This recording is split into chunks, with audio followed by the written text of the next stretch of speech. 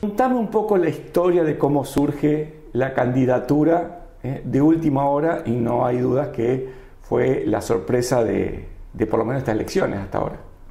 Sí, surge por un poco también el contexto histórico en el que me encuentro en este momento. Yo estaba un poco alejada de la participación político-partidaria, no de la participación de la comunidad, porque siempre estuve muy activa en las instituciones y demás, pero sí a lo mejor no trabajando activamente dentro de lo partidario, local. Y bueno, me encuentro con esta posibilidad de que Leandro Lamberti renuncia a su banca para ocupar un cargo en el Ejecutivo, y me toca a mí asumir el rol de concejala a partir de abril, o sea, ya van a ser 3 meses, y me gusta, y me siento muy cómoda haciendo lo que estoy haciendo, pudiendo transformar a lo mejor toda esa experiencia que yo recopilé en las presidencias del Barrio Sur, en mi trabajo en Lazos, en mi trabajo en la comunidad, mi formación de base también. Fui asesora de Omar Martínez en la Cámara de Diputados también durante 4 años. Todo eso hoy me llega a la posibilidad de poder plasmarlo en nombre propio en una banca en el Consejo, y eso me motivó, digamos, a decir quiero seguir y quiero continuar acá. Y de a poquito fui formando mi equipo, al principio con la idea de generar propuestas en el Consejo que tengan que ver también con las necesidades de la comunidad. Y me encontré también con que los otros espacios políticos dentro del Frente ya tenían un plan armado y venían trabajando en un proyecto concreto, y bueno, por ahí fue difícil sumarme a esas estructuras, y bueno, y el grupo pensaba que era una oportunidad importante que la aprovechemos, que nos podamos visualizar como equipo, que decidimos llamarle Impulsa Sunchales, porque realmente fue un impulso de energía de un montón de gente que no estaba hoy participando en política partidaria, pero que sí muy activos en las problemáticas de las ciudades, de su lugar, a veces el lugar de padre o de comerciante, y el trato con la gente y escuchar las necesidades.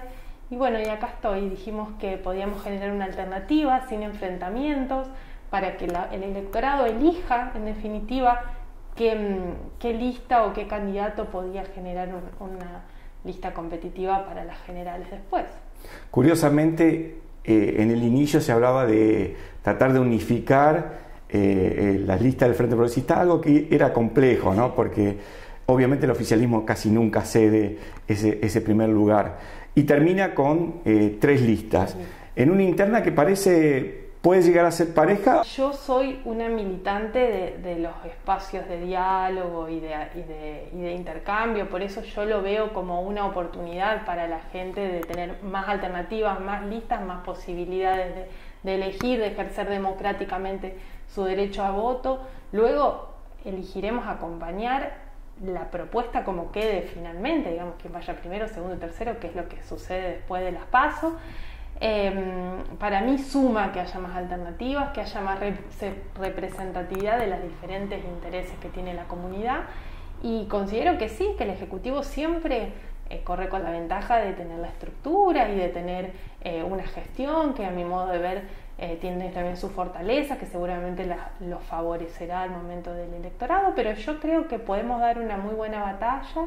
Desde mi lugar considero que en estos 3 meses que estuve en el Consejo puedo demostrar lo que soy capaz de hacer, no solo en lo individual, sino también en lo colectivo, en los otros espacios que ocupé.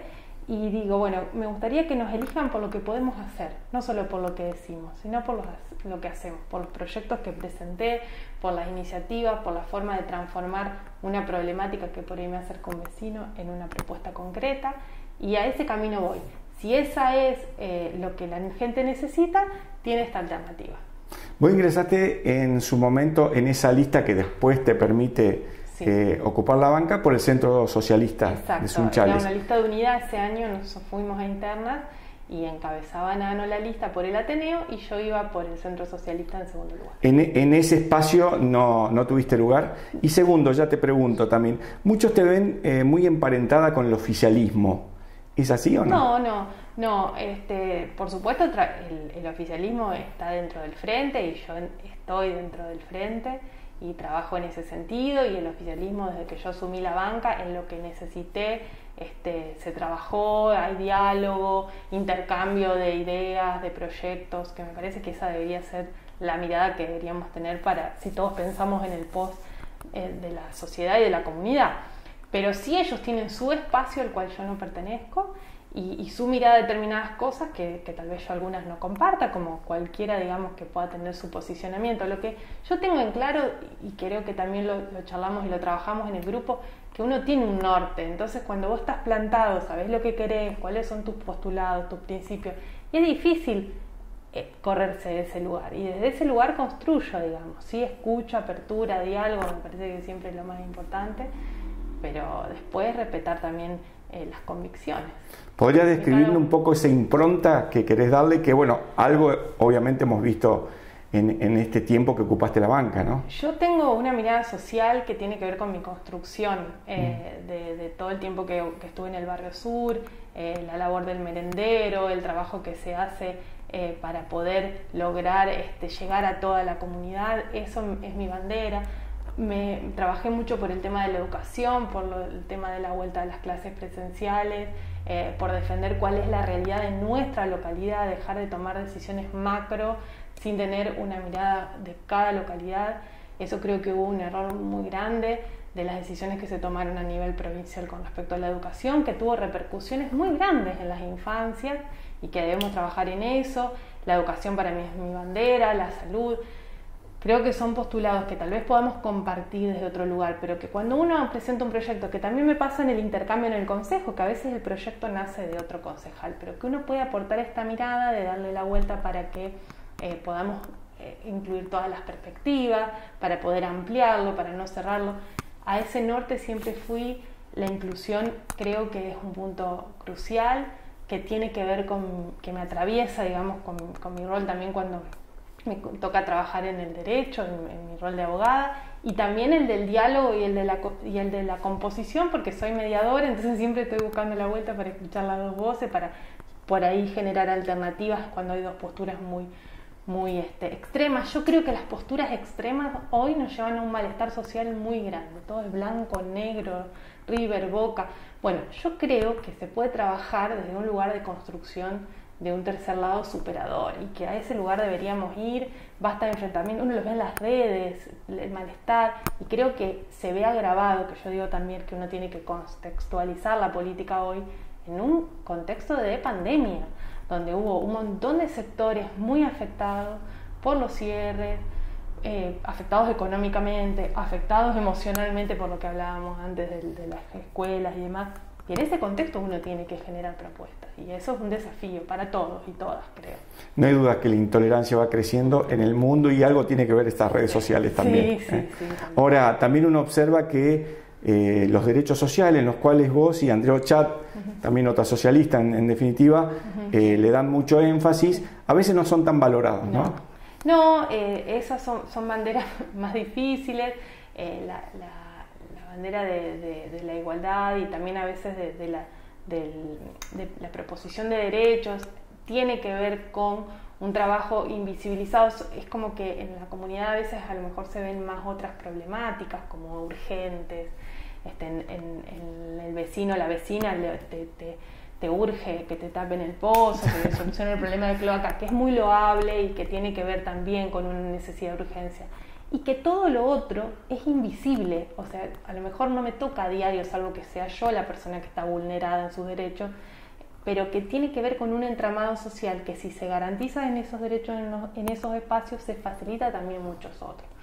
¿Te preocupa alguna demanda fundamental de Sunchales hoy, de los ciudadanos, que hoy quieras trabajar, más allá de lo que describiste, o no?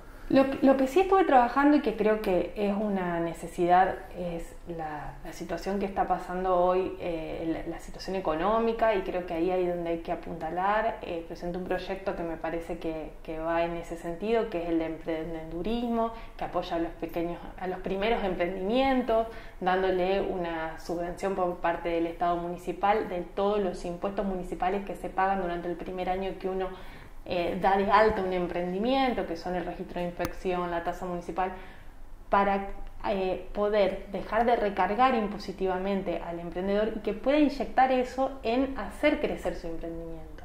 Ese es un proyecto que hoy ya es ordenanza y que habla de esto, es decir, bueno, estamos ante una crisis económica. Mucha gente se reinventa, sale a buscar alternativas laborales, un emprendimiento, a poner en práctica lo que sabe hacer. Acompañémoslo desde el Estado para que eso sea sustentable, para que eso se convierta en su forma de vida y no tenga que salir a tapar agujeros pidiendo planes sociales o pidiendo un bolsón de comida, que creo que no hace la dignidad de la gente.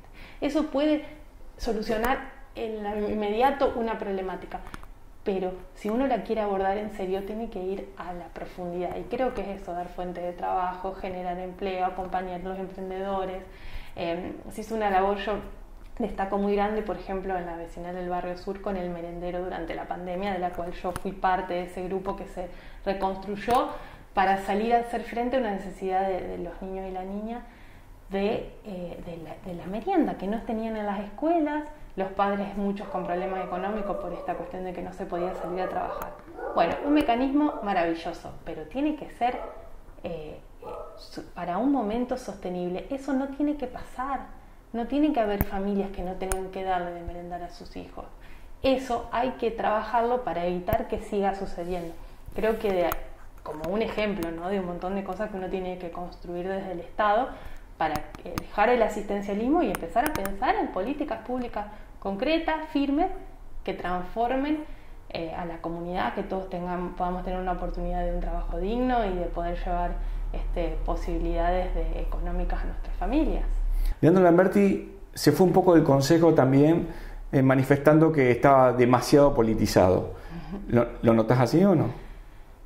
Bueno, yo vine a lo mejor con otras energías, mucho más renovadas, con ganas de cambiar las cosas, y eso a lo mejor también me permitió mover algunas estructuras. Yo en este momento estoy trabajando muy bien dentro del Consejo, creo que se genera el diálogo.